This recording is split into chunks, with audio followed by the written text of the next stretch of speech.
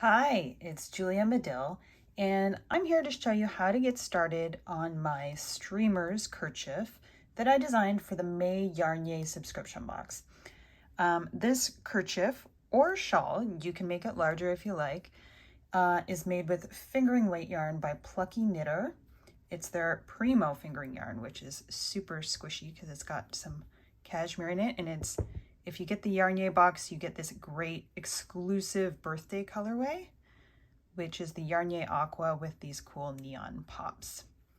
So I'm going to use that. I need double pointed needles or a circular needle to make an I-cord. You can also do it with regular straight needles, but it's much easier with DPNs or double pointed needles. And that's just about all you need to get started. Something to note is the construction of the shawl. So I've got this quick little sketch here to show you the shape of the shawl, and it's worked from end to end.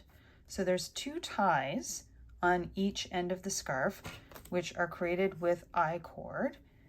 And when you're knitting, you're actually looking at the work this way. So you create an I-cord and a shorter I-cord. You join them together, which is what I'm going to focus on in this video. Then you work increases along one edge. This edge stays straight. And we're going to work a very simple lace mesh pattern with incorporated I-cord edges. And that's super easy. I'm going to show you that too. And then when you get to the deepest point, which is outlined in the pattern, or you can keep going as long as you want, provided you have enough yarn. And then you're going to work decreases and then create 2 more I-cords on the other end to mirror the beginning. So that's it. The beginning of this pattern has you work 2 I-cords. So if you've never worked an I-cord before, I'm going to quickly demonstrate that. And if you're very familiar with I-cord, then just skip ahead to the next section. So I-cord is a method of creating a small circumference stocking stitch tube like you see here. This is only 5 stitches. And if you were going to work 5 stitches in the round on double pointed needles, that would be pretty tricky. So this is a really cool method that just uses 2 double pointed needles, or you can use 1 circular needle. So I've got this one started already with 5 stitches as indicated in the pattern. And the trick to I-cord, which really isn't much of a trick at all, is that you never turn your work. I think that's why it's called I-cord, because the I stands for idiot. I don't know who coined that term, but it's the one everyone still uses, so don't turn your work, idiot. So here's my cord. I just finished this row with my working yarn is now over on the left-hand side. Normally, to start a row, you want your working yarn on the right-hand side, so that's why we turn our work and you start working from right to left. But with I-cord, your working yarn at the end of the row is on the left, and then you just pull it across the back and start working your row without turning. That's why you need the double pointed needles, because you need to slide your stitches from one end of the needle to the other. So here I've finished a row. I'll show you how I start the next one. I don't turn my work, but I bring my working yarn across the back to knit the first stitch again. And if you work the first stitch a little tighter, that will prevent a ladder running down the back as that last stitch and first stitch meet to create the tube. I'll show you what I mean in a minute. So there I've knit my row. I'm not going to turn my work, and I'm just going to slide it over to the other end, and now my right hand needle has become my left hand needle again, if that makes any sense. Here's my right hand needle. I'm moving my stitches over to the right hand needle.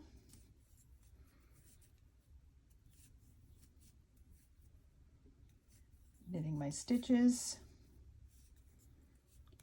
I'm not going to turn, and I'm just going to slide the stitches over to the other end and knit them again.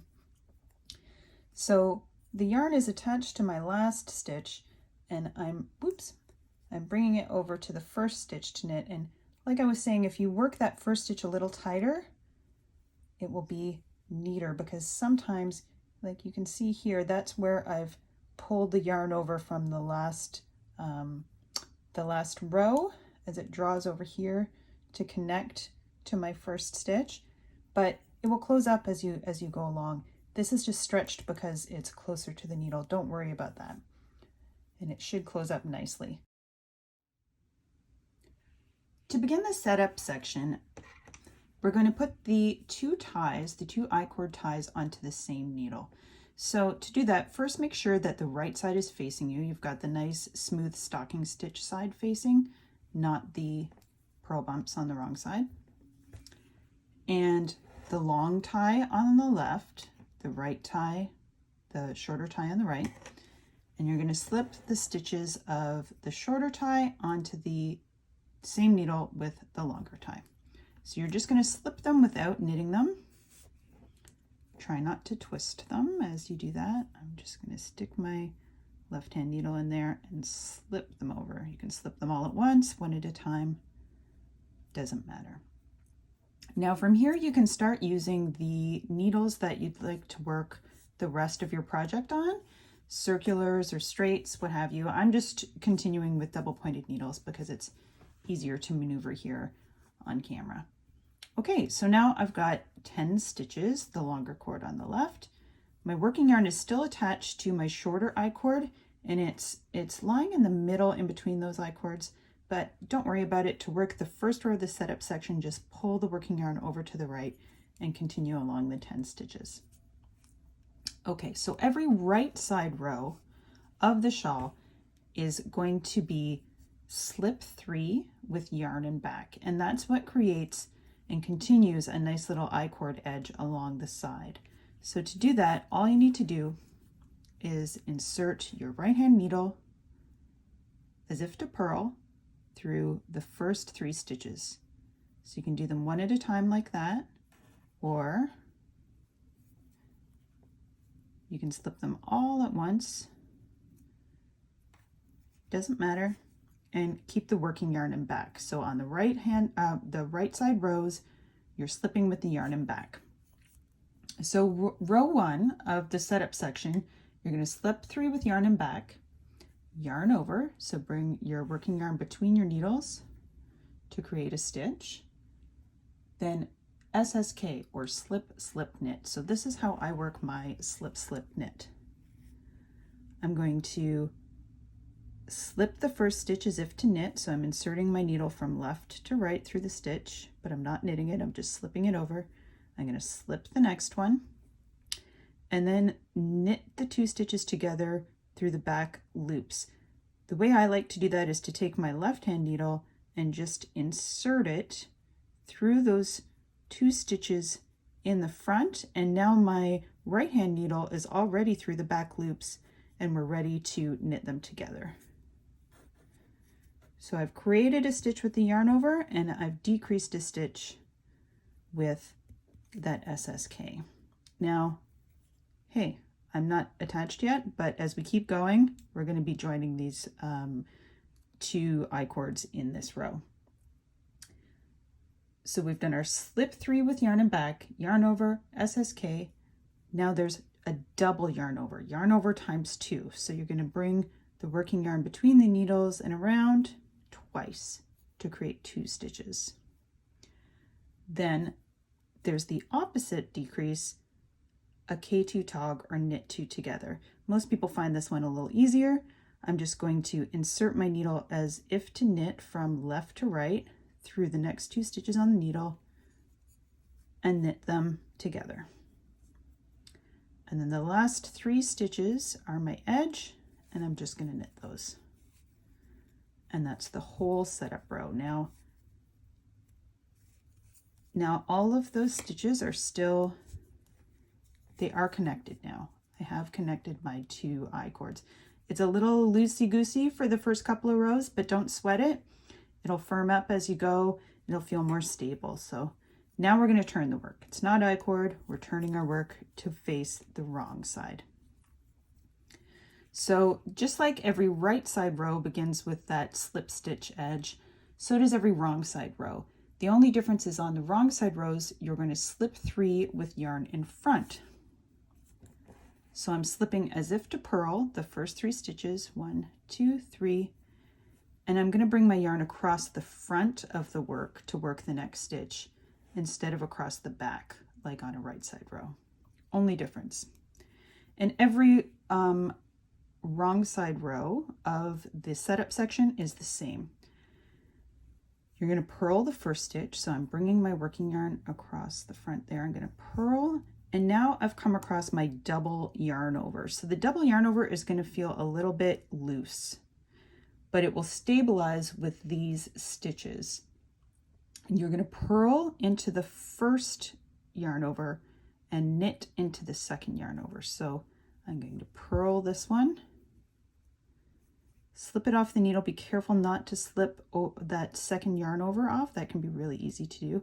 And then as I bring my yarn to the back to knit the next stitch, you can see it's crossing over the yarn in between the two yarn overs. That's going to really hold it in place and knit into the next one. It still feels loose, but that's fine because it's going to make a big open space in our lace pattern, and that's what you want. So after I've worked that double yarn over, then you just purl to the end of the row.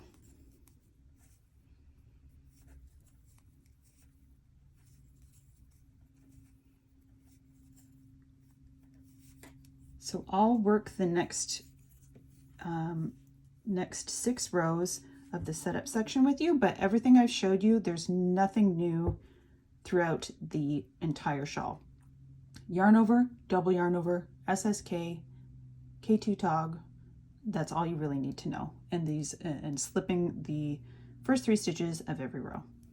So now we're on row 3, which is a right side row, so I'm going to slip the first 3 stitches with my yarn held in back. And row 3 is yarn over, knit 1, slip, slip, knit. So yarn over, knit 1, slip, slip, knit,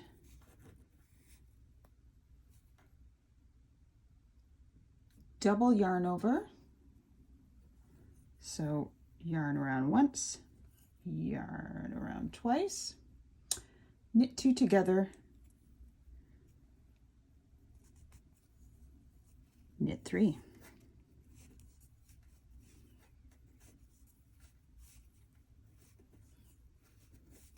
Row 3 complete. Turn your work. So row 4 is just like row 2. You're going to slip the first 3 stitches purlwise with yarn in front. I'm going to purl 1. And now I'm at that double yarn over that seems kind of loose. I'm going to purl into the first yarn over, bring the yarn to the back, knit into the second yarn over, and purl to the end of the row. It doesn't matter if you really can't recognize that double yarn over, as long as you're keeping track of your stitches.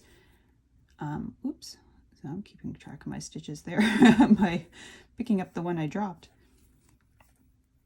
As long as you're counting your stitches, following along the pattern, if you can't recognize it, just make sure you're counting. You've done your 3 slip stitches, your purl, and then you're going to come across the double yarn over. And you can kind of see here where we've worked into the double yarn over and it creates this really big space. So that's why it feels loose on your needles. Don't sweat it. It's supposed to feel loose. Okay, not yarn 5, row 5. Row 5 with your yarn. You're going to slip 3 with yarn and back. So that is creating our I-cord edge. Slip 3 as if to purl, keep your yarn in the back. Then I'm going to yarn over, slip, slip, knit twice. So yarn around the needle, slip, slip, knit through the back loops. And I'm going to do that same thing again. Yarn over, slip, slip. That's how I do my slip, slip knits. Yarn over, slip, slip, knit twice. Yarn over twice. 1, 2. Knit 2 together, or K2 tog.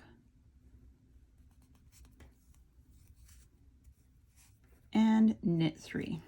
Every right side row is going to begin with the slip 3 stitches, and it's going to end with knit 3 stitches. There's row 5. Turn your work. Row 6 is the same as the previous wrong side rows in this setup section. We're going to slip 3 with yarn in front,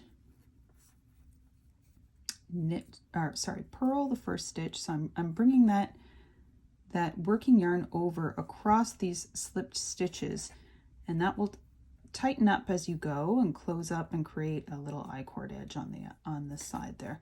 It looks very messy right now. Again, don't sweat it, because once you've got a little bit of fabric and you can weave in those ends, it'll look great. So I've come across my double yarn over again. I'm going to purl into the first yarn over, slip it off the needle. Make sure you don't slip that second yarn over too early. Bring my yarn to the back, knit into that double yarn over, and then purl to the end of the row.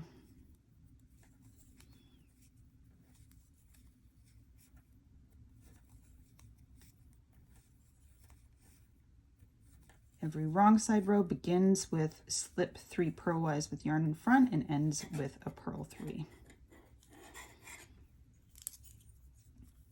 Row 7, you can see the pattern just starting to form there. Row 7, slip 3 purlwise with yarn in back, yarn over, slip, slip, knit, slip, slip, knit together through the back loops, yarn over, knit 1, another slip, slip, knit,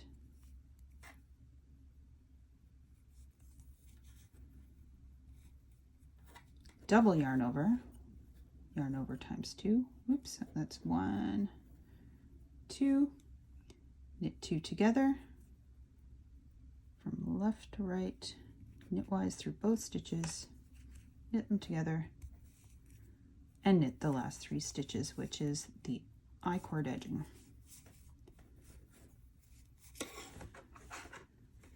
And one more wrong side row to go. Sorry for the wonky camera. So wrong side rows, slip 3 with yarn in front, purl the first stitch,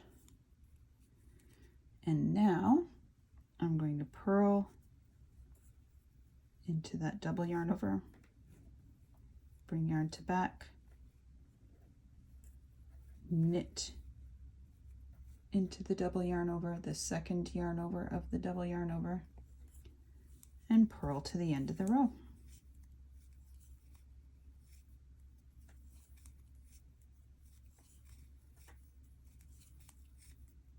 And that concludes the entire setup portion.